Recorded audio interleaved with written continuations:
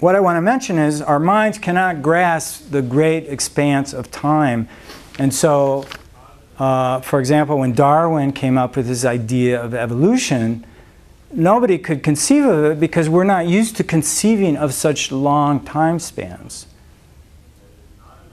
Okay? Just as it's hard for you to say, for me to say to you, things are going right through this, solid.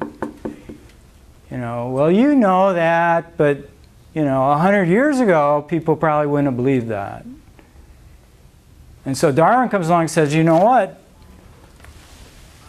Time has been around so long that there's been species that have gone extinct. People went, what? Because everybody assumed that the species that are here now have always been here.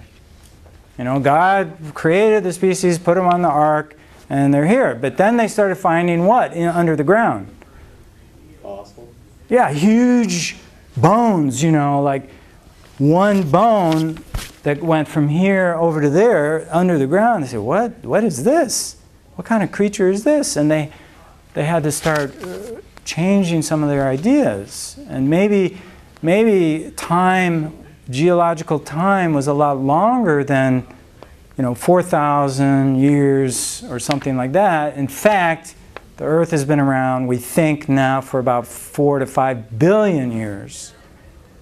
And something like 95%, or maybe it's 99% of all species that have ever lived are now extinct.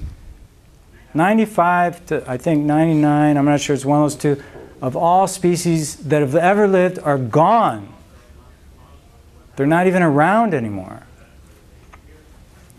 So not only are we not special, you know, we're just been here a brief, you know, when you look at the whole time span, you know, 1 billion years ago, another 1 billion years, another 1 billion years, and then you take it down to, we've been around about 2 million.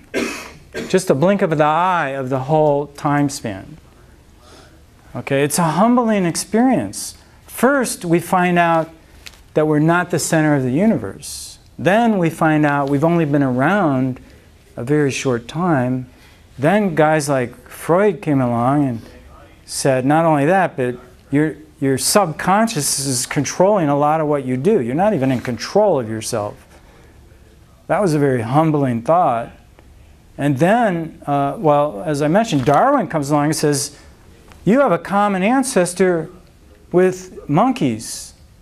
You have a common ancestor with chimpanzees and gorillas. A common ancestor.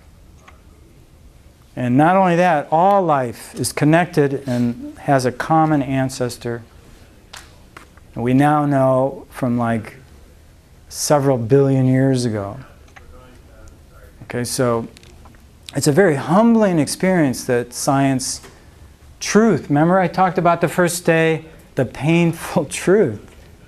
We don't, scientists, you know, we don't always want to hear these facts. We want to think that we're on top, that we're the best.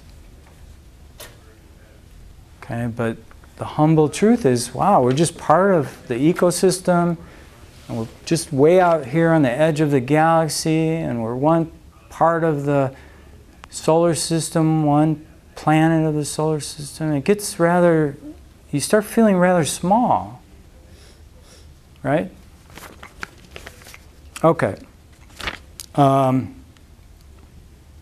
So there are 3 things, again, I'm going to go over them. The microscopic, what's the second one?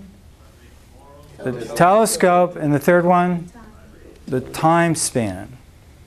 Okay, those are 3 things that science has helped use to change our viewpoint of the world. The microscopic, the microscope, the telescope, and time span. I guess that's the best way to say it.